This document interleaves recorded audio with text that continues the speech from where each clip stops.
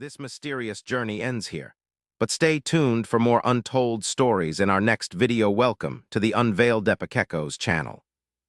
Today, we're diving deep into an unexplored historical mystery. In the misty dawn of a London morning in 1806, where the Thames whispered secrets through the fog-shrouded streets, a child was born into a world teetering between the old Enlightenment shadows and the emerging glow of industrial might. His cries echoing like a forgotten prophecy from ancient scrolls hidden in the British Museum's vaults. This was John Stuart Mill, the son of James Mill, a Scottish philosopher whose own life had been forged in the intellectual fires of Edinburgh and London, a man driven by the utilitarian dreams of progress, yet haunted by whispers of ancient Stoic wisdom that he had uncovered in dusty tomes during his youth. Secrets he vowed to pass on in ways that would bend the arc of history. James, born in 1773 to a modest shoemaker in the rugged hills had clawed his way to prominence through sheer intellect, befriending the enigmatic, whose radical ideas on pleasure and pain as the rulers of human action seemed to echo the lost dialogues of Epicurus, buried for centuries under volcanic ash in Herculaneum, only recently unearthed and stirring mysterious debates among scholars who wondered if had glimpsed forbidden knowledge from those ancient papyri. James married Burrough in 1805, a woman of quiet strength from a family of merchants, her lineage tracing back to forgotten Tudor traders who had smuggled heretical texts across the Channel, texts that spoke of individual freedoms long before the Magnus ink had dried. Their home inn was no ordinary nursery. It was a crucible where young John's mind would be tempered like steel in a blacksmith's forge. But beneath the surface lurked a hidden tension, a family legend of accursed intellect that had driven James's own grandfather mad with visions of philosophical utopias that crumbled into dystopian nightmares. From the moment John could toddle across the creaking wooden floors, his father initiated an educational regimen that was as relentless as the tides of the North Sea, drawing from classical studies that harkened back to the academies of Plato and Aristotle, whose lost works on logic and ethics were rumored to hold keys to unlocking human potential, fragments of which James had pieced together from clandestine auctions in London's back alleys. By age 3, John was reciting Greek verses from Homer's Iliad, the epic tales of gods and heroes weaving into his dreams like threads from the fates' loom. But unknown to the world, James had incorporated forbidden exercises inspired by Pythagorean mysteries, teaching John to find harmony in numbers and silence, rituals that promised enlightenment but risked shattering the soul. Logic became his playground, with syllogisms stacking like building blocks under the dim light of oil lamps, while history unfolded before him in vivid tapestries of Roman emperors and Persian kings, stories laced with hidden truths about lost civilizations whose democratic experiments had vanished into the sands of time, only to resurface in James's private journals as warnings against tyranny. Mathematics flowed through his veins like the river Thames, equations solving puzzles that mirrored the enigmatic riddles of the Sphinx, and by 8, he was delving into Euclid's geometry, discovering patterns that seemed to connect the stars above to the cobblestones below. Yet each lesson carried a subtle undercurrent of mystery, as James hinted at alchemical secrets encoded in those ancient theorems, forgotten arts that could transmute base knowledge into golden wisdom. But this intense forging of the mind came at a cost, the pressure building like storm clouds over the English countryside, whispers of doubt creeping in during solitary walks in park, where John would stare at the ancient oaks and wonder if his life was his own or merely a vessel for his father's ambitions rooted in a hidden family artifact, a locket containing a fragment of a manuscript from Alexandria's lost library, said to hold the true essence of utility. A concept had adapted but never fully revealed. As adolescence dawned, the weight grew heavier, his days filled with debates on political economy from Adam Smith's Wealth of Nations, interspersed with Latin poetry that evoked the ghosts of Virgil. But beneath it all, an emotional void widened, a chasm where joy should have bloomed, instead filled with the echoes of ancient tragedies like those of Sophocles, whose Oedipus tales mirrored John's own unwitting quest for self-knowledge. By 1826, the crisis erupted like a volcano long dormant, his mind fracturing under the strain, visions of shadowy figures from history. Socrates poisoned for his thoughts, Hypatia torn apart by mobs, haunting his sleepless nights, leading to a mental breakdown that left him wandering the fog-laden streets of London, seeking solace in poetry that his father had dismissed as frivolous, poetry-like, that spoke of nature's healing balm. Uncovering a hidden truth that emotions were not weaknesses, but keys to a fuller humanity, a discovery that would reshape his philosophy and reveal the mystery of balancing intellect with heart. Emerging from this abyss, John stepped into the utilitarian circle of, whose home in Westminster was a labyrinth of books and blueprints for societal reform, where discussions on maximizing happiness echoed the hedonistic pursuits of ancient Cyrenaics. But John sensed a deeper layer, rumors of secret correspondence with Freemasons who guarded esoteric knowledge linking utility to the Egyptian mysteries of Osiris, cycles of death and rebirth that paralleled social progress. Yet as John rose intellectually, authoring essays that sharpened blades, he began to diverge, his independence budding like spring flowers after a harsh winter, evolving toward a more humane utilitarianism that valued qualitative pleasures over mere quantity, inspired by hidden stories from romantic visions, which he explored in clandestine meetings with poets who claimed descent from Druidic lore, ancient wisdom that emphasized the soul's journey over mechanical calculations. This shift marked his growing autonomy, a quiet rebellion against the strict doctrines, as he pondered forgotten truths from the mysteries, rituals of initiation that promised personal transformation, mirroring his own recovery and setting the stage for a philosophy that embraced diversity of thought. Professionally, John entered the East India Company in 1823, a vast empire of trade and bureaucracy where ledgers hid tales of colonial intrigue, rising through ranks to become a key administrator, his dispatches influencing policies from London's counting houses to the spice-scented markets of Bombay. But beneath the official records lay mysteries of lost artifacts shipped back from India, ancient Sanskrit texts on ethics that resonated with his utilitarian roots. Texts he studied in secret, weaving their non-violent principles into his advocacy for reform, turning the company's exploitative machinery toward more equitable governance, all while navigating political storms that threatened to expose hidden scandals of corruption tied to forgotten treasures. His philosophical writings began to flow like the Ganges, starting with a system of logic in 1843, a tome that revolutionized inductive reasoning, drawing from Bacon's methods, but infused with mysterious elements from Arab scholars whose commentaries on Aristotle had been smuggled into Europe centuries ago,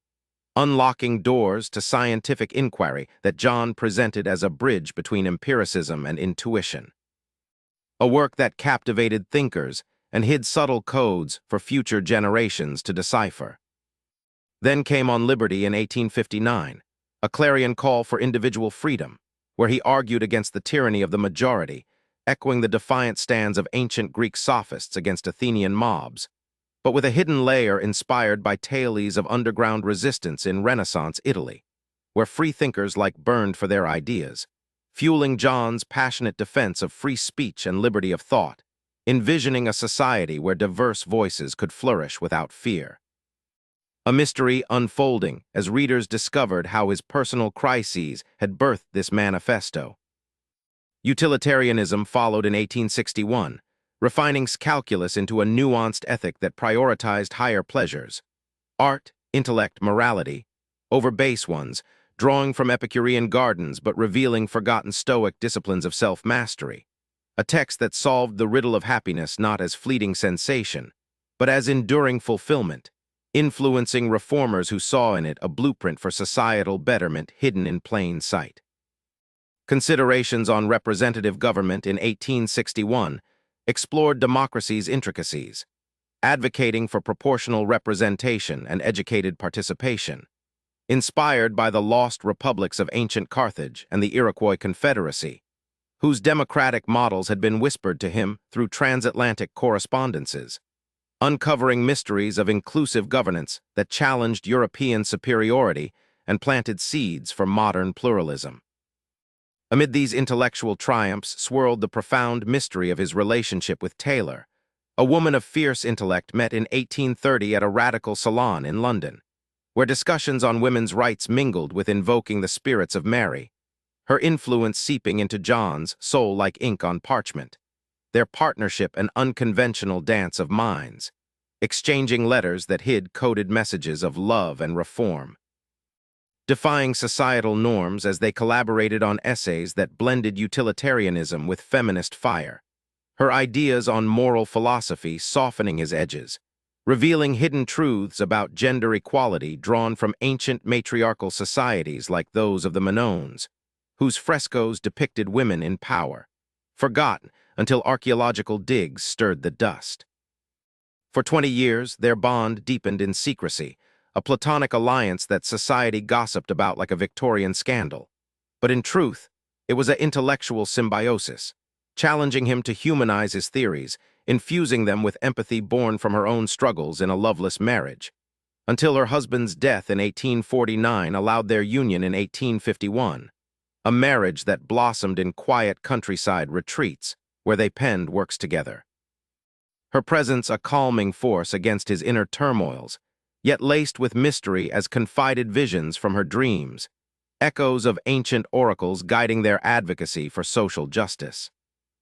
Her sudden death in 1858 in Avignon, France, shattered him like fragile porcelain, the grief unveiling a hidden vulnerability, shaping his later years with a depth. As he dedicated on liberty to her memory, immortalizing her influence and pondering the eternal mystery of love's role in philosophy, retreating to their shared home where her spirit seemed to linger in the lavender-scented air. Politically, John's career ignited in 1865 when he became Member of Parliament for Westminster, a stage where he championed groundbreaking causes, his speeches thundering like ancient Roman orators in the Senate, defending women's rights with a fervor that exposed forgotten stories of suffragettes' precursors, women like the medieval mystics who wielded influence behind thrones. In The Subjection of Women in 1869, he pioneered arguments for gender equality, drawing from insights but weaving in mysterious elements from Amazonian legends and Egyptian goddesses like Isis, portraying subjugation as a historical curse that modernity must break, advocating for equal education and opportunities, a text that ignited debates and revealed hidden inequalities in Victorian society, positioning him as a prophet of feminism. His support for labor reforms echoed the cries of Luddite uprisings, pushing for workers' cooperatives inspired by ancient guild systems rediscovered in monastic archives, while championing universal education as a key to unlocking human potential, linking it to the Socratic method's timeless quest for truth, and promoting democratic participation through reforms that anticipated proportional voting, all while navigating parliamentary intrigues that hid alliances with radicals who shared tales of revolutionary plots from the French Revolution's secret societies. As years waned, his later writings delved deeper into autobiography and ethics, the autobiography in 1873 reflecting on his life's mysteries, from childhood rigors to emotional rebirth, unveiling forgotten truths about the human psyche's resilience, influenced by emerging psychology that traced back to Aristotelian soul theories. Retiring to Avignon, he spent final years amid olive groves and Roman ruins, contemplating his legacy under starlit skies that evoked ancient astronomers like Ptolemy, whose geocentric models he had long surpassed, yet finding peace in the cyclical nature of ideas, where progress circled back to timeless wisdom. Death came gently in 1873, his body laid to rest besides, but his spirit endured, impacting modern through defenses of human rights that echoed in civil rights movements, social reforms that shaped welfare states, and political philosophy that inspired thinkers from to feminists worldwide. A legacy woven with mysteries of how one man's journey from breakdown to enlightenment uncovered forgotten paths to freedom, inviting us to discover our own hidden truths in the tapestry of history. This mysterious journey ends here, but stay tuned for more untold stories in our next video. Subscribe to the channel and hit the bell icon so you don't miss any new stories. in the quiet aftermath of John Stuart Mill's passing in 1873, as the lavender fields of Avignon swayed under a gentle breeze, whispers of his unfinished mysteries lingered like the faint echo of a distant bell, drawing curious minds back to the hidden chapters of his life that even his closest confidants had scarcely glimpsed, tales buried in forgotten notebooks, and sealed letters that revealed a man far more rebellious and human than the stoic philosopher history often portrayed. Picture, if you will, a young John at 17, not yet by his later crisis, wandering the bustling lanes of London's East End under a canopy of coal-smoked skis, his pockets stuffed with clandestine pamphlets penned by the radical Francis Place, tracts boldly titled "To Married Working People," that dared to discuss birth control in an era when such words could brand one a heretic or worse. With the zeal of a secret agent in a Victorian thriller, he distributed them among the weary factory workers and seamstresses, his heart pounding not from fear but from the thrill of challenging societal chains, only to be arrested one drizzly evening by stern constables who charged him with obscenity, dragging him into a dimly lit cell where the iron bars seemed to symbolize the very tyrannies he would later decry in his writings. The records of his brief imprisonment vanished into the bureaucratic fog, a mystery that hinted at influential interventions, perhaps from his father's utilitarian allies, who hushed the scandal, leaving John to emerge with a fiercer commitment to personal freedoms, a hidden spark that would ignite his lifelong advocacy for reforms beyond the public eye. As he navigated the shadowy corridors of the East India Company, where the scent of imported teas and spices mingled with the rustle of colonial dispatches, John harbored another unspoken dissent. His quiet opposition to universal state education, a stance that puzzled even his progressive circle, for he envisioned not a monolithic system imposed from above but a web of diverse learning paths, enforced through public examinations that tested children's knowledge like ancient Greek trials of wisdom, with fines levied on neglectful parents to ensure no mind was left fallow. All to foster critical thinking and ward off the conformity that he feared like a plague from forgotten dystopian fables. In vivid dreams that visited him during solitary evenings in his modest office, he imagined a society where education bloomed organically, drawing from the lost academies of Alexandria, where diversity of thought prevented the soul-crushing uniformity he had witnessed in rigid boarding schools. A vision rooted in his own childhood rigors, yet tempered by the mystery of human potential unlocked not by force, but by encouragement. Amid these professional labyrinths, his bond with Taylor deepened into realms of intellectual intimacy that society could scarcely comprehend, their meetings in secluded parlors lit by flickering candlelight, where they exchanged passionate letters encoded with references to ancient Roman love poems, living apart for 2 decades out of respect for her husband, John Taylor, a merchant whose quiet tolerance added a layer of enigmatic grace to their triangle. They traveled together through Europe's whispering countrysides, from the misty Lake District to the sun-dappled vineyards of France, collaborating on essays that blended her fiery feminism with his logical precision, yet behind closed doors, confided visions inspired by the mystical writings of female seers from medieval times, influencing John's evolving views on morality to include stoic elements of resilience and fellow feeling. As if she were channeling forgotten priestesses who guarded secrets of balanced happiness. Their marriage in 1851, after Mr. Taylor's passing, was no mere formality but a defiant act, with John publicly disclaiming any legal rights over her property in a statement that echoed the egalitarian pacts of ancient Celtic unions, unearthed in obscure archaeological finds that fascinated him, allowing their partnership to flourish until her untimely death, which left him adrift in a sea of grief, pondering the eternal riddle of whether true liberty could ever coexist with profound attachment. Politically, his time in Parliament unveiled more hidden facets, like his steadfast support for the atheist Charles' bid for a seat in Northampton, defying the outrage of liberals and the thunderous editorials of the Times, arguing in hushed committee rooms that non-believers deserved equal voice, a stance drawn from tales of persecuted freethinkers in Renaissance Italy whose underground manifestos he had studied in secret libraries. Imagine him rising in the House of Commons, his voice steady as a mountain stream, defending free speech at Park's Speaker's Corner against a motion to ban it. His words weaving in mysteries from the Agora of Athens where Socrates had once roamed, ensuring that the flames of open discourse burned eternal. Yet beneath this public valor lay personal torments revisited in his later reflections, such as the 1826 crisis when, amid his breakdown, he was haunted not just by emotional voids, but by a peculiar dread.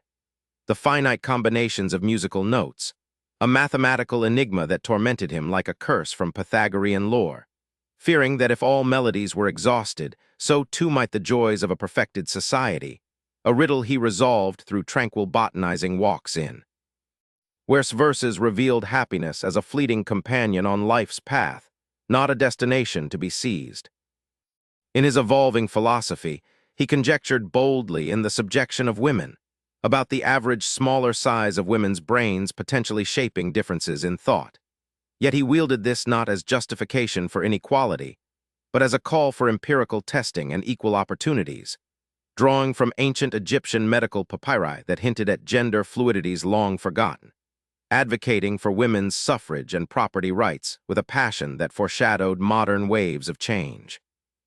His views on capital punishment shifted like the tides, from early doubts rooted in utilitarian mercy to a later defense in 1868 for atrocious murders, seeing it as a swifter deterrent than the brutal eternity of hard labor in Victorian prisons, a position informed by hidden reports of inmate sufferings that crossed his desk, evoking the moral dilemmas of Roman gladiatorial debates. On matters of faith, John grappled with the divine in private notebooks, arguing that an omnipotent God must be malevolent given the world's sufferings, yet leaning toward a finite creator amid the primitive evolutionary theories of his time, a rational empiricism that positioned him between atheism and agnosticism, much like the ambiguous oracles of Delphi that intrigued his classical studies. In a touching twist of legacy, he became godfather to the infant in 1872, a connection linking him to future humanist thinkers, as if passing a torch through generations, grounding morality not in deities but in the happiness of sentient beings, a religion of humanity that echoed the communal rites of ancient tribes. As his influence rippled into the 20th century and beyond, touching civil rights movements and social reforms with ideas that seemed prophetic, one can't help but drift into contemplation of how these hidden threads, his arrest for birth control advocacy, his poetic salvation from despair, his unconventional love, wove a tapestry richer than any textbook could capture, inviting us to uncover our own forgotten truths in the gentle flow of history's stream, where mysteries unfold like petals in the dawn light, lulling the mind into peaceful reverie. This mysterious journey ends here, but stay tuned for more untold stories in our next video. Subscribe to the channel and hit the bell icon so you don't miss any new stories. In the twilight years of John Stuart Mill's influence, as the world beyond Avignon's stone walls churned with the gears of industrialization and the faint rumblings of new ideologies, hidden facets of his philosophy continued to unfold like pages from a long-lost manuscript unearthed in a forgotten abbey, revealing his nuanced views on socialism that danced on the edge of radicalism, not as a rigid doctrine, but as a voluntary experiment in cooperative living. Inspired by the communal utopias of ancient Essene sects, whose scrolls had surfaced in scholarly circles, whispering of shared prosperity without the iron fist of state control.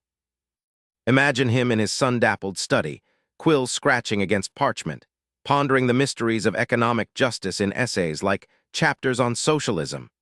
where he critiqued the excesses of capitalism with a surgeon's precision, drawing from hidden stories of medieval guilds that balanced individual craft with collective welfare, advocating for worker-owned enterprises that could bloom like wildflowers in England's meadows, free from the thorns of coercion. A vision that foreshadowed modern cooperatives, yet remained veiled in the enigma of whether true equality could ever escape humanity's inherent inequalities.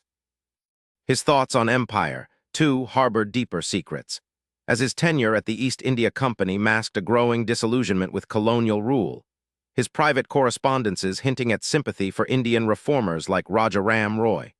whose campaigns against sati echoed ancient Vedic debates on human rights, influencing Mill to push subtly for self-governance in dispatches that vanished into bureaucratic archives, only to resurface in later independence movements as prophetic echoes. Amid these intellectual voyages, personal mysteries persisted, like his fascination with botany, a pursuit born from those healing walks in the Lake District, where he collected rare specimens that symbolized life's resilience, pressing them into books alongside notes on evolutionary theories predating full revelations, pondering the riddle of adaptation in both nature and society, as if the petals of a foxglove held the key to understanding social progress without upheaval. His relationship with his stepdaughter Helen Taylor added another layer of quiet intrigue, as she became his confidant and collaborator after his passing, their bond a platonic echo of his earlier partnership, with Helen editing his works and championing causes like animal rights, drawing from forgotten Buddhist texts on compassion that Mill had encountered through Orientalist scholars, infusing his later advocacy with a gentle universalism that extended liberty to all sentient beings. Politically, his defeat in the 1868 election unveiled a hidden resilience, as he retreated not into bitterness but into prolific writing, his speeches on Ireland's land reforms revealing sympathies for tenant rights inspired by Celtic folklore of communal land stewardship, lost to English enclosures, arguing for compensation and fair play in ways that anticipated agrarian revolutions elsewhere. In the realm of ethics, Mill's utilitarianism evolved further in unpublished reflections, grappling with the mystery of altruism, questioning whether selfless acts were truly possible or merely sophisticated calculations of long-term pleasure, influenced by tales of ancient cynics like Diogenes who lived ascetic lives to mock societal vanities, a pondering that added emotional depth to his legacy, portraying happiness not as a selfish chase, but as a shared harmony. As visitors trickled to his Avignon retreat, thinkers, radicals, and curious souls seeking wisdom, he shared anecdotes laced with humor, like his youthful escapade debating with over a game of chess, where each move symbolized philosophical gambits, revealing hidden vulnerability to defeat, a story that humanized the stern utilitarian and underscored Mill's belief in the joy of intellectual play. Yet solitude brought introspective shadows, nights when he wandered the Roman aqueducts under moonlit skies, contemplating mortality and the afterlife's enigmas, his agnosticism softened by poetic musings on nature's cycles, akin to the Druidic reverence for eternal renewal, finding solace in the idea that ideas, like stars, outlived their creators. His influence on education reform lingered mysteriously, as he envisioned a curriculum blending classics with sciences, incorporating hidden elements from Renaissance humanists who encoded knowledge in art, advocating for women's access to universities long before it became reality, a push that echoed in the founding of institutions like college. In matters of free trade, he navigated controversies with a balanced hand, supporting laissez-faire yet allowing for protections in nascent industries, drawing from mercantile mysteries of the League, whose trade pacts balanced competition with cooperation, a nuance that informed his economic writings and challenged dogmatic adherence. As the 1870s dawned, with Europe simmering toward new conflicts, Mill's warnings on militarism resurfaced in letters to friends, foreseeing the dangers of nationalism through the lens of ancient Spartan excesses, urging diplomacy over domination, a foresight that would prove eerily prescient in the wars to come. His final days were marked by serene pursuits, reading French novels that wove tales of human folly and redemption, reminding him of his own journey from rigid intellect to empathetic wisdom, a transformation sealed in the autobiography he left as a beacon for future seekers. And so, as the sun set on May 8, 1873, John Stuart Mill slipped away peacefully, his body interred in the quiet cemetery of St. But his essence diffused into the ether of ideas, inspiring suffragettes, civil libertarians, and social reformers across oceans, from American abolitionists who echoed his liberty cries to Indian nationalists who drew from his anti-imperial hints. a legacy that continues to unravel mysteries of how one mind can illuminate the path to a freer, kinder world, inviting us all to drift into contemplation of our own hidden potentials amid the gentle hush of history's unfolding narrative. This mysterious journey ends here, but stay tuned for more untold stories in our next video. Subscribe to the channel and hit the bell icon so you don't miss any new stories. In the echoing corridors of time, where John Stuart Mill's ideas continued to resonate like the subtle vibrations of a tuning fork struck in a quiet chamber, his legacy unfolded further into the uncharted territories of modern thought, revealing hidden intersections with emerging sciences and philosophies that he could scarcely have imagined, yet seemed predestined to influence, as if his utilitarian calculus had been etched into the very fabric of progress by some ancient alchemist's hand. Consider the subtle threads connecting his advocacy for mental liberty to the budding field of psychology, where in the late 19th century, thinkers like William James drew from Mill's introspective accounts of his breakdown, weaving them into studies of consciousness that echoed the mysterious inner dialogues of Stoic meditations, long preserved in fragmented papyrus from Roman libraries, allowing future therapists to unlock the enigmas of the human mind with tools of empathy rather than restraint. His views on environmental stewardship, often overlooked in the shadow of his grander works, whispered through his writings on political economy, where he cautioned against the unchecked exploitation of nature's resources, inspired by hidden observations from his botanizing expeditions. Tales of ancient Celtic druids who revered sacred groves as models of sustainable harmony, a foresight that would bloom in the conservation movements of Samerica, turning wilderness preserves into bastions against industrial greed. Amid these ripples, personal anecdotes from his circle added layers of warmth and intrigue, like the story of his correspondence with Charles, a quiet exchange of letters in the 1860s where Mill pondered the ethical implications of natural selection, drawing parallels to social evolution and questioning whether humanity's moral progress could outpace its primal instincts, influenced by forgotten evolutionary speculations from Lucretius's Epicurean poems, which Mill had translated in youthful seclusion, planting seeds for bioethics that would grapple with dilemmas from eugenics to genetic engineering in centuries to come. In the realm of international relations, Mill's principles of non-intervention harbored deeper mysteries, as outlined in his essay, A Few Words on Non-Intervention, where he advocated for restraint in foreign affairs except in cases of barbarism, a stance informed by historical enigmas like the fall of the Byzantine Empire, whose pleas for aid went unheeded, leading him to support interventions against tyranny, such as his quiet backing of the American Civil War's Union cause. Seeing slavery as a moral abomination that echoed the chains of ancient Spartan helots, a position that aligned him with abolitionists across the Atlantic and foreshadowed humanitarian interventions in the modern era. His thoughts on poetry and aesthetics, reborn from his crisis, revealed a hidden romanticism, as he championed the works of and Shelley in private salons, viewing verse not as mere ornament but as a vital force for cultivating imagination, akin to the bardic traditions of Welsh lore that preserved cultural identities through oral mysteries, influencing educational reforms that integrated arts into curricula, nurturing well-rounded souls in an age of mechanization. As the Victorian era waned, Mill's impact on labor movements deepened through figures like Beatrice, who adapted his cooperative ideals into Fabian socialism, blending them with investigations into poverty that uncovered hidden underbellies of urban squalor, much like the Dickensian tales Mill had read with a critical eye, pushing for minimum wages and working hours that transformed factories from dens of despair into arenas of dignity. In quieter moments, his Avignon exile harbored untold stories of local encounters, wandering the medieval streets where he befriended poets who shared folklore of troubadours, their songs of courtly love mirroring his own devotion to,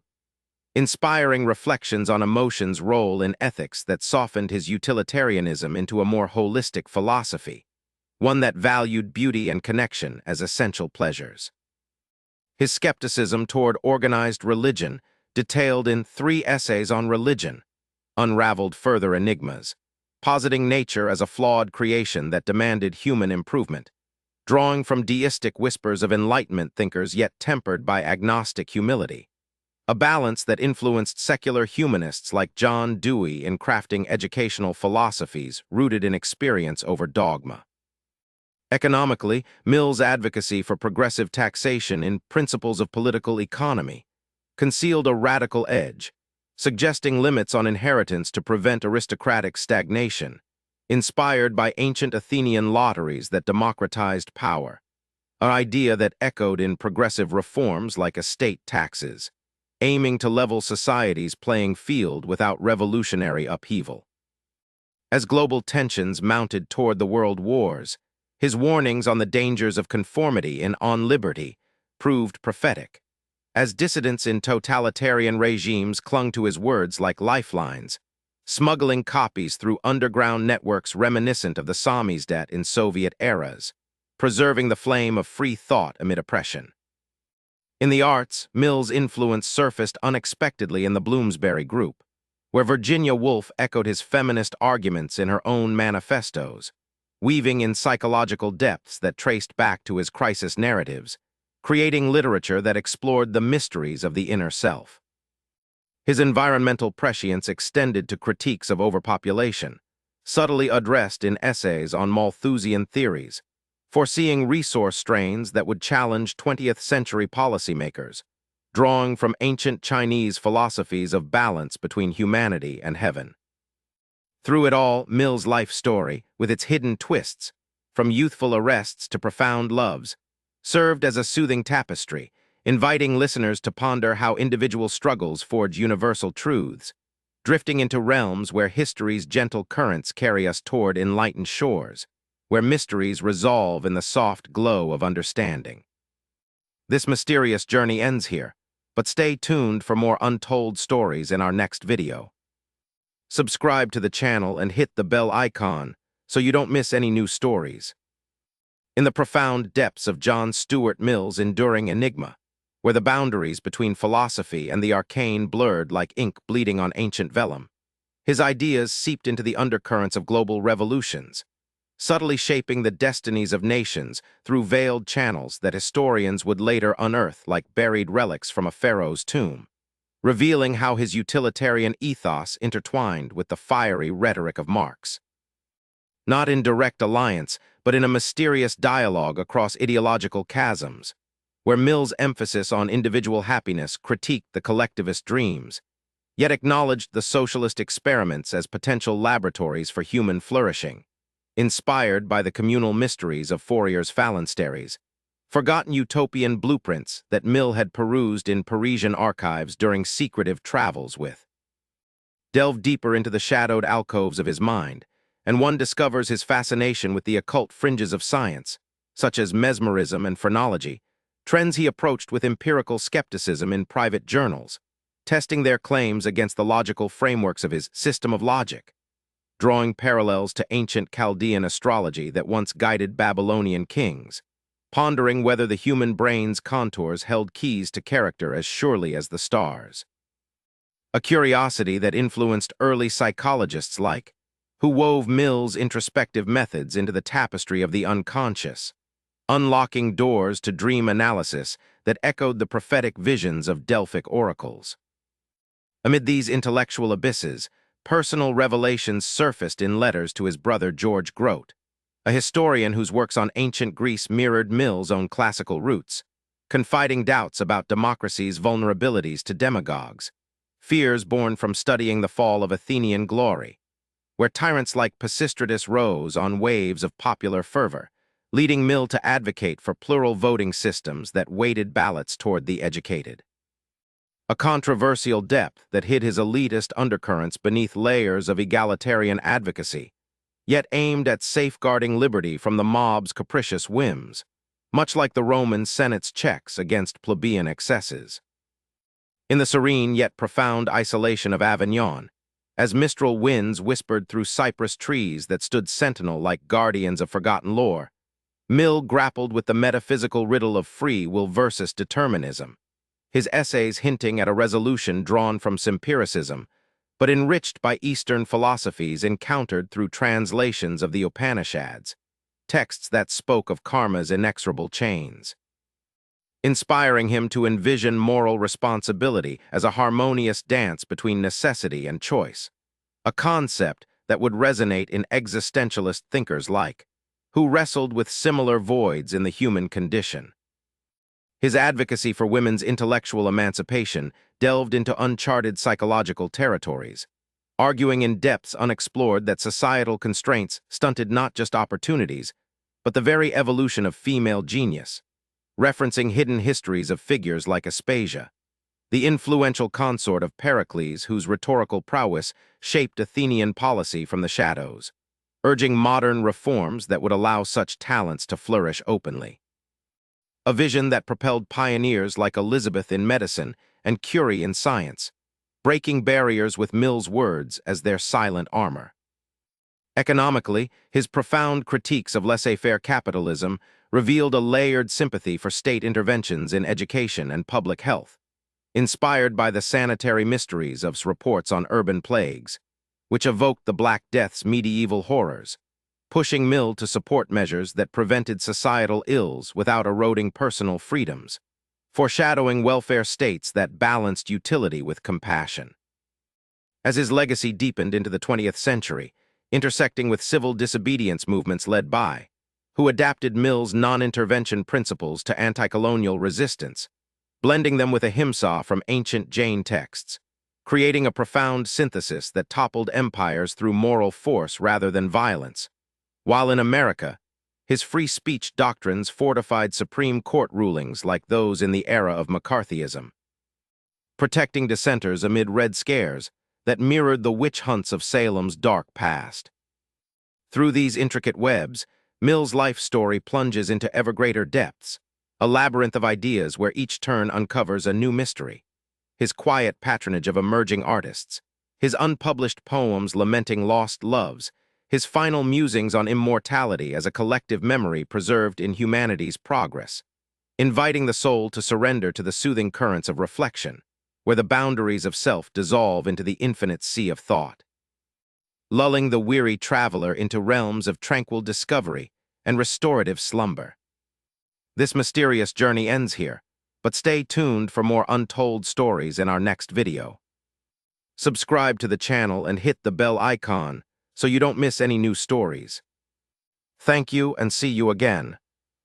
In the abyssal layers of John Stuart Mill's philosophical odyssey, where the veils of conventional history part to reveal the arcane undercurrents of his soul's evolution,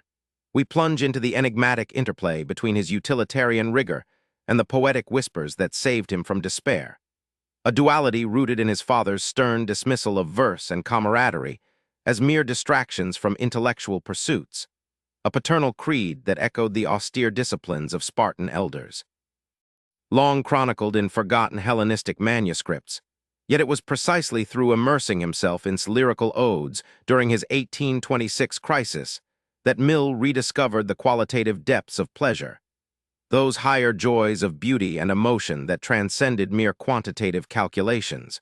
a revelation he guarded like a hermetic secret, subtly infusing his utilitarianism with nuances that baffled strict adherents who failed to grasp how a symphony's melody could outweigh a feast's satiety. As shadows lengthened over his legacy in the late 19th century, Mill's star dimmed momentarily amid the rise of idealist thinkers like Bradley and Greene, his empirical foundations seeming quaint against their metaphysical towers, only to blaze anew in the 20th century's analytical revival,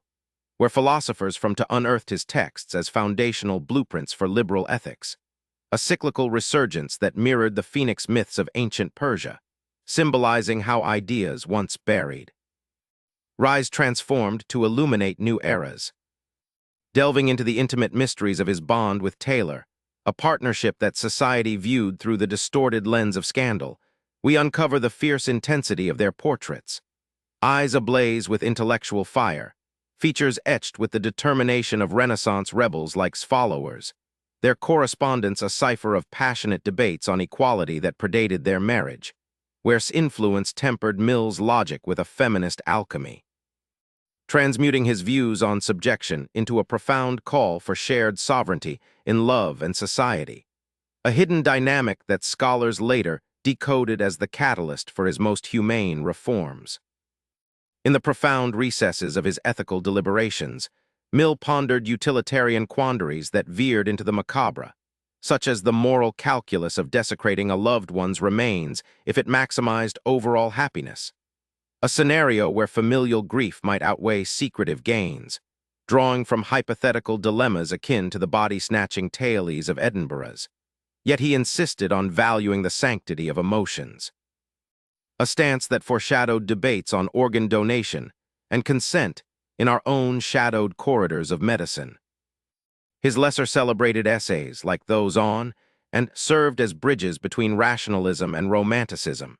critiquing mechanical hedonism while embracing intuitive depths, a synthesis inspired by the dialectical mysteries of Hegelian thought that Mill encountered through German translations smuggled into London libraries, positioning him as a philosophical alchemist who fused opposites into a more resilient alloy of truth. As his influence permeated the fabric of modern, touching even the utilitarian underpinnings of policy in distant lands, Mill's name evoked quiet reverence in discussions of human rights, where his harm principle became a talisman against overreach, echoing the ancient Roman edicts on personal liberties inscribed on bronze tablets now lost to time, guiding reformers through the tempests of totalitarianism toward havens of individual autonomy. In the tranquil solitude of his Avignon haven, surrounded by the spectral ruins of medieval popes' palaces, Mill reflected on the enigma of his own significance, aware that contemporaries like Hamilton faded into obscurity while his ideas endured, a testament to the timeless utility of clarity and compassion, much like the enduring aqueducts that channeled life-giving waters across centuries. These profound revelations, woven from the hidden skeins of his life, invite us to descend further into the soothing abyss of contemplation, where the rhythms of history's untold narratives cradle the mind in gentle waves, dissolving the day's burdens into the velvet embrace of restorative dreams, as the mysteries of one thinker's journey illuminate the path for all who seek wisdom in the quiet hours. This mysterious journey ends here, but stay tuned for more untold stories in our next video. Subscribe to the channel and hit the bell icon so you don't miss any new stories. Thank you and see you again. In the veiled sanctums of John Stuart Mill's intellectual legacy, where the echoes of Victorian parlors mingled with the spectral murmurs of ancient symposia, his philosophy delved into realms that blended the empirical with the ethereal, unveiling hidden sympathies towards socialism that blossomed in his later years like forbidden blooms in a utilitarian garden. A shift where he confessed in his autobiography to having once been a fervent Democrat, yet evolving into a stance less rigidly so, open to cooperative experiments that promised societal harmony without the shackles of compulsion, drawing from the communal whispers of utopias long obscured in French revolutionary archives. This enigmatic pivot reflected a deeper quest for balancing individual liberty with collective welfare, inspired by shadowed narratives of medieval peasant communes that resisted feudal lords, fostering in Mill a vision where workers' associations could thrive as voluntary bastions against capitalist excesses, a mystery that puzzled his contemporaries and foreshadowed the gentle swells of social democracy in distant futures. Amid these ideological depths, his reconciliation with poetry stood as a profound revelation, born from the ashes of his youthful crisis when his father's austere regimen, echoing the Spartan disdain for frivolity, had banished verse and friendship as mere diversions from rational pursuits. Yet it was through immersing in romantic odes that Mill unearthed the qualitative superiorities of pleasure, those elevated joys of intellect and beauty that outweighed base sensations. A hidden truth he wove subtly into his utilitarianism, challenging the mechanical hedonism of with a more nuanced calculus, where a symphony's transcendence eclipsed a feast's fleeting indulgence. This poetic infusion, guarded like an alchemical secret, humanized his ethics, allowing him to ponder macabre dilemmas such as the desecration of a loved one's remains for greater good, ultimately prioritizing familial grief's sanctity over secretive gains. a stance that evoked the moral quandaries of Edinburgh's body snatchers and resonated in later enigmas of consent and dignity. In the intimate shadows of his life with Taylor, a bond that society shrouded in whispers of impropriety, their fierce gazes in portraits betrayed a passion fiercer than Victorian norms allowed. Her influence alchemy that softened his logic with feminist fire. Yet if their visages had been but a touch less intense, perhaps the world would have glimpsed the tender vulnerabilities beneath. Vulnerabilities that fueled his advocacy for women's subjection's end. Drawing from obscured histories of influential consorts like Aspasia in ancient Athens. His philosophical stature, waning briefly after his death amid idealist tides only to surge anew in analytical revivals, mirrored the phoenix cycles of Persian lore, as thinkers like, whom Mill had godfathered,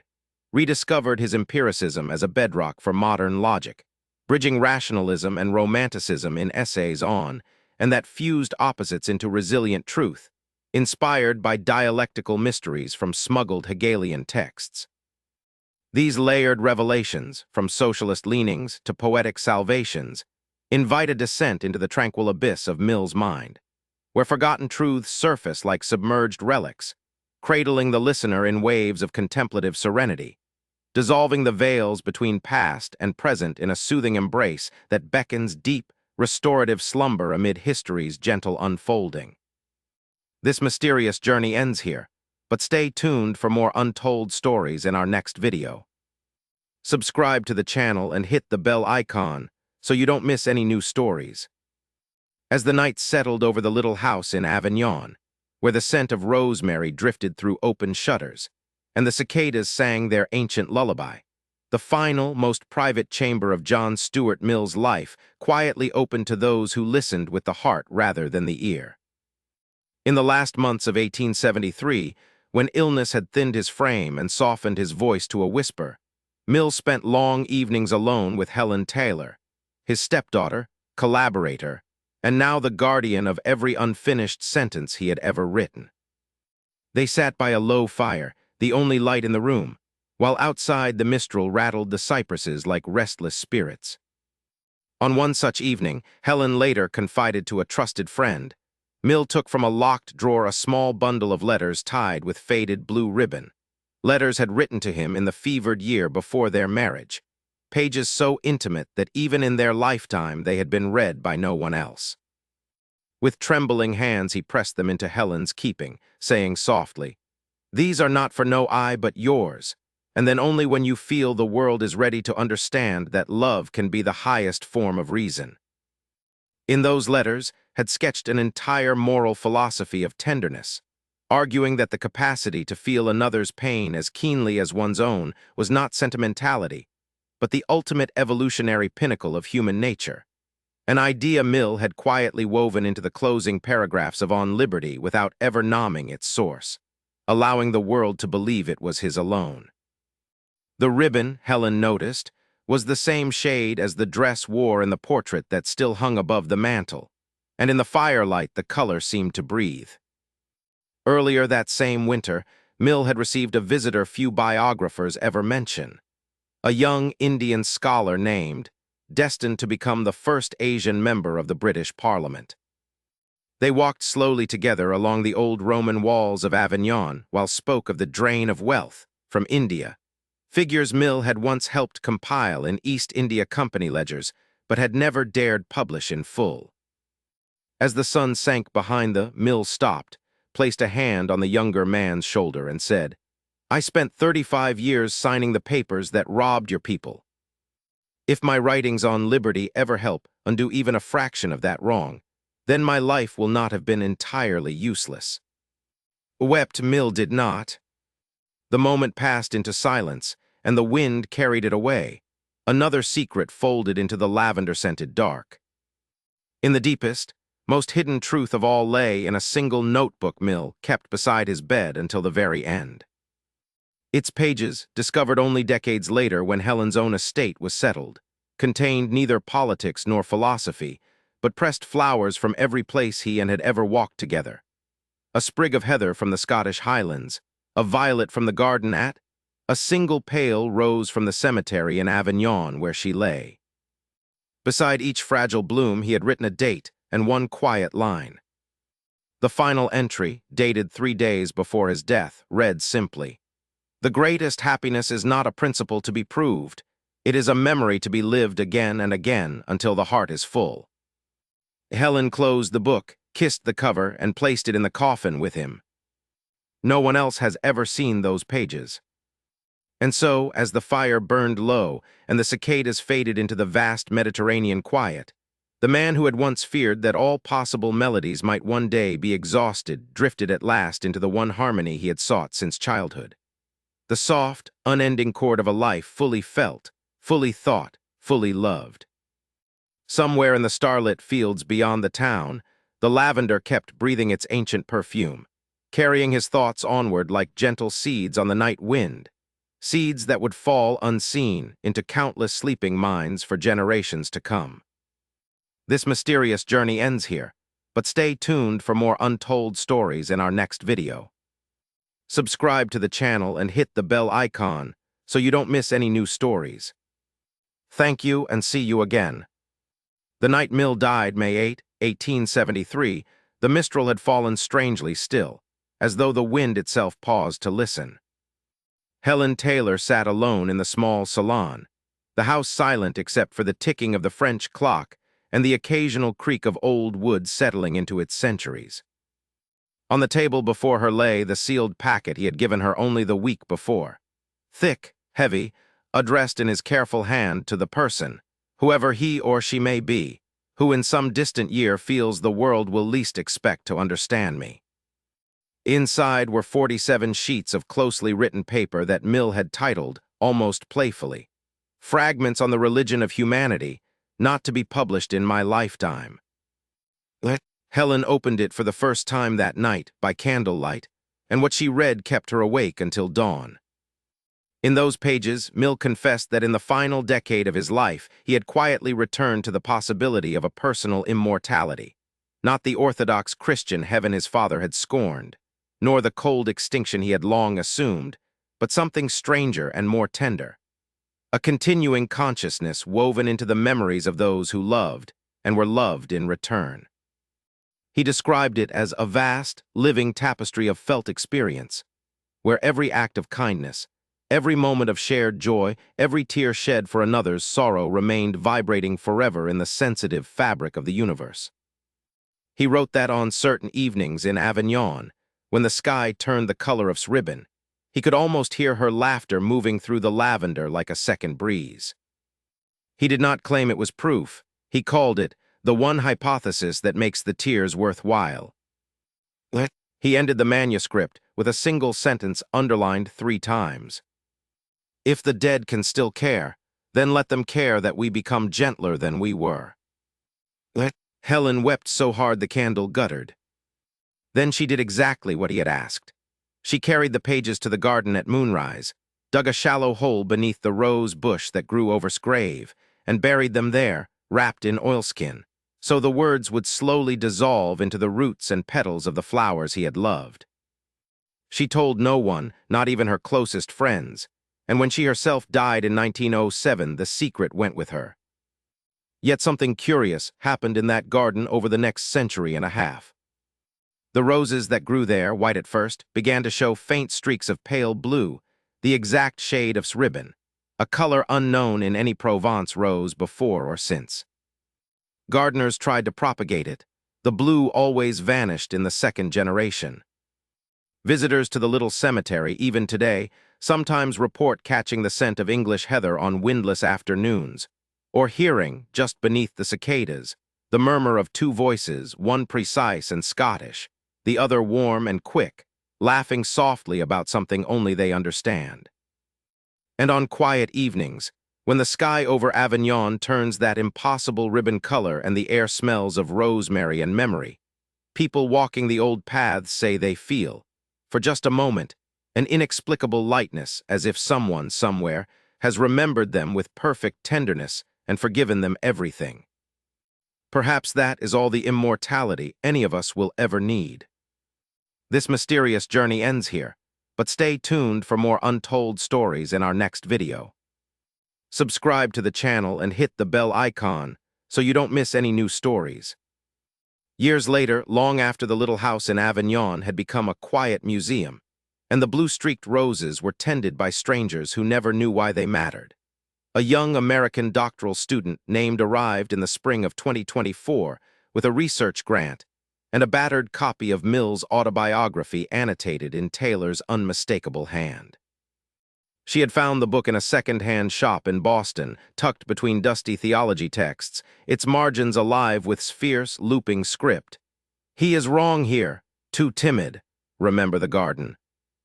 It was writing about the hidden emotional history of, and something in those marginalia felt like a pulse beneath the skin of the official story. On her third night in Avignon, she walked the cemetery at twilight, drawn by a pull she could not name. The roses were in full bloom, impossibly fragrant, and the air carried that faint, impossible trace of heather. She knelt to read the weathered stone that marked the shared grave of John, and as she brushed away a fallen petal, her fingers touched something hard beneath the soil. The corner of a flat, oilskin-wrapped packet, softened by time but still intact. She did not open it there. She carried it back to the house, hands shaking, and sat at the same table where Helen Taylor had once wept by candlelight. When she unfolded the brittle pages, the ink had browned, but the words were perfectly legible. 47 sheets. The lost fragments on the religion of humanity. The sentences Mill had never dared publish, the ones Helen had buried beneath the roses. Read through the night, tears falling onto the paper, blurring certain lines forever. She read about the tapestry of felt experience, about tears made worthwhile, about a universe that might keep every gentle thing. And she read the last underlined plea. If the dead can still care, then let them care that we become gentler than we were. At dawn, she made a decision. She did not photograph the pages for her dissertation. She did not rush to the press or the university archives. Instead, she carried the manuscript back to the garden, knelt in the same spot, and pressed it gently deeper into the earth, adding one fresh white rose from the bush above. Then she whispered, "I understand now. Thank you." She left Avignon the next morning. Her dissertation, when it was finally published years later, contained no mention of the lost manuscript, only a quiet, almost imperceptible shift in tone. An unusual tenderness threading through the analysis of Mill's harm principle, a recurring image of blue roses, and a final footnote that read, in its entirety, "Some truths are not meant to be proven. They are only meant to be lived, remembered, and passed on in acts of unearned kindness." To this day, visitors to the cemetery in Late may sometimes find a single pale blue petal lying on the grave, though no blue roses grow anywhere else in Provence. They pick it up, puzzled, breathe in its scent of heather and distant oceans, and without knowing why, feel suddenly, inexplicably lighter, as if someone somewhere has remembered them perfectly and forgiven them everything. And the garden keeps its quiet vigil, the roses keep their impossible color, and the soft wind keeps carrying two voices, one precise and Scottish, one warm and quick, laughing together about something only they will ever fully understand. The story does not end. It only becomes gentler. This mysterious journey ends here, but stay tuned for more untold stories in our next video. Subscribe to the channel and hit the bell icon so you don't miss any new stories. In the hush that followed quiet burial of the manuscript back into the rose-scented earth of Saint Cemetery, where the air hung heavy with the mingled perfumes of lavender, and the faint, elusive tang of Scottish heather carried on some impossible breeze from across the channel, the story of John Stuart Mill did not simply fade into the annals of philosophy or the footnotes of forgotten theses. No, it lingered like the afterglow of a sunset, casting long, enigmatic shadows over the lives it touched, revealing in its final, most intimate moments truths that even the most diligent scholars, poring over the yellowed pages of the collected works or the meticulously catalogued correspondences at Yale or the London School of Economics, had only glimpsed in fragments, like shards of stained glass reassembled into a half-seen mosaic. For in those last days of May 1873, as the virulent fever of erysipelas, a streptococcal scourge that inflamed the skin like fire beneath parchment, ravaged the philosopher's once vigorous frame, Mill's mind, ever the relentless explorer, turned not outward to the clamor of parliamentary reforms or the ink-stained debates of his utilitarian treatises, but inward to the quiet sanctum of what he had come to call, in hushed asides to Helen Taylor, the religion of humanity. A secular creed he had nurtured in secret essays penned in the shadowed hours after his death, works so potent and potentially incendiary that he had consigned them to the flames of caution, fearing they would summon the ecclesiastical tempests his father had long ago weathered in Edinburgh's austere drawing rooms. The illness had crept upon him subtly at first, on the 5th of May, as he wandered the sun-dappled paths of his modest villa on the Rue, the same house he had purchased in 1860 to be near his grave, its walls echoing with the ghosts of their shared winters, conversations that wove ethics from the threads of ancient Stoic fragments and emerging Darwinian whispers, debates on whether the soul's immortality lay not in divine ledgers, but in the enduring vibrations of human sympathy, a vast, living tapestry of felt experience, as he would later confide in those buried pages. The fever began as a mere warmth in his cheeks, mistaken perhaps for the sun's lingering kiss, but by evening it had blossomed into a crimson rash that spread like spilled ink across his neck and chest, his skin taut and burning as if the very principles he had championed, liberty, progress, the harm principle, were now turning inward to test their limits on his own frail vessel. Helen, ever the vigilant stepdaughter who had become his amanuensis, his co-conspirator in editing the posthumous echoes of his voice, summoned the local physician, a grizzled veteran of cholera outbreaks whose remedies, calomel purges and cold compresses soaked in water, offered little more than the illusion of control against the bacterial siege.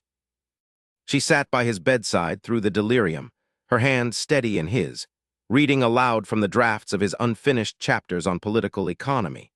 passages where he envisioned a world of cooperative guilds rising from the ashes of industrial exploitation, inspired by the obscured medieval manuscripts of monastic orders that Helen had once unearthed in a Florentine archive during their travels, texts that spoke of shared labor as a sacred right,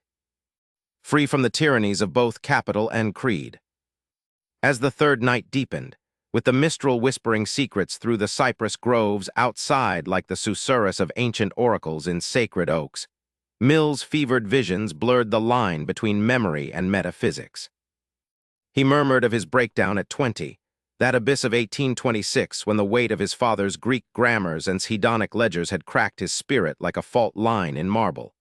only to be mended by verses drifting through the fog of Regent's Park,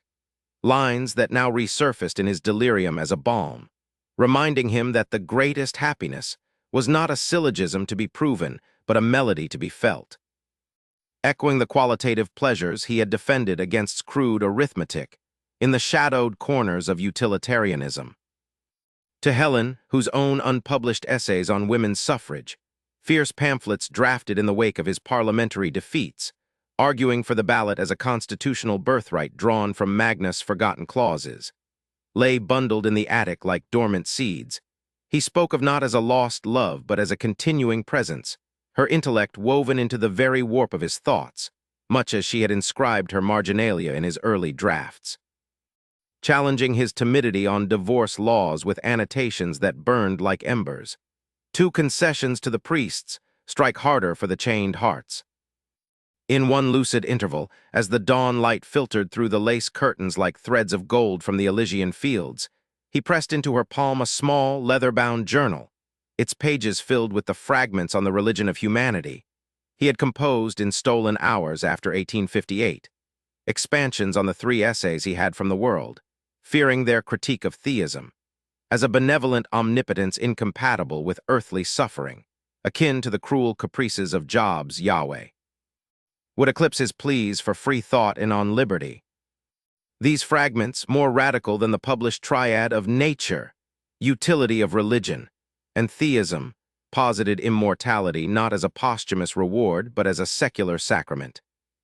The persistence of the self in the collective memory of humanity's better angels, a tapestry where every act of empathy, every suffrage march Helen might yet lead, every East India dispatch he had quietly subverted to curb colonial cruelties, vibrated eternally, fostering a morality unbound by divine fiat yet grander than any cathedral spire. "You know that I have done my work," he whispered to her on the 7th, his voice a threadbare echo of the orator who had thundered in Westminster for atheist's seat and the subjection of women's end. Words that carried the weight of 35 years at the East India Company, where ledgers hid his covert advocacy for Roy's anti-city campaigns, or the botanical specimens he had pressed from Himalayan wildflowers, sent to as quiet testaments to nature's impartial utility. Now moldering in distant herbaria like unspoken apologies for empire's sins. Helen, tears tracing the lines of her face, lines etched by years of defending his legacy against caricatures of him as a cold rationalist, ignoring the romantic undercurrents she had helped nurture in his essays, nodded, her own unpublished life of a scholarly veil for histories of silenced women printers clutched in her lap like a talisman. She promised to guard the fragments, not for publication, too volatile, too tender, liable to be twisted by who claimed his humanity as their own positivist idol, or dismissed by agnostics as sentimental backsliding, but for the soil itself, to nourish the roots of what might grow, laced with compassion, where free speech shielded not just the marketplace of ideas but the fragile blooms of personal grief. By the 8th, as the erysipelas claimed its toll, his breathing a shallow cadence like this distant murmur, Mill's gaze fixed on the ceiling's cracked plaster, envisioning perhaps the infinite regress of spaces he had puzzled over in youth, from Euclid's axioms to the void beyond the stars. No priest attended, no sacraments were uttered. Instead, Helen read from letters, those coded missives from their 20-year vigil, where love was philosophy's highest proof and equality its axiom. His hand slackened in hers, and with a final sigh, not of regret, but release, he slipped into the tapestry he had imagined, leaving behind a world forever altered. Suffragettes marching under banners of his harm principle, economists debating his progressive taxes in smoke-filled clubs, and quiet seekers in Avignon's twilight gardens, brushing against blue-streaked roses that whispered of gentler truths yet to unfold. In the years since discovery and reburial, the petals have carried perhaps by birds indifferent to borders, landing in her Boston study amid stacks of dissertations on Mill's unpublished drafts, letters to Grote on democracy's perils, fragments on altruism's enigmas, each one a deeper layer of the man who, in his last lucidity, saw not an end, but an invitation, to weave one's thread into humanity's grand, imperfect weave, where even the dead might care enough to make us kinder. And on windless afternoons, when the heather scent rises unbidden, one feels it still, that lightness, that forgiveness blooming eternal in the quiet heart of history's garden. This mysterious journey ends here, but stay tuned for more untold stories in our next video. Subscribe to the channel and hit the bell icon so you don't miss any new stories. Thank you and see you again.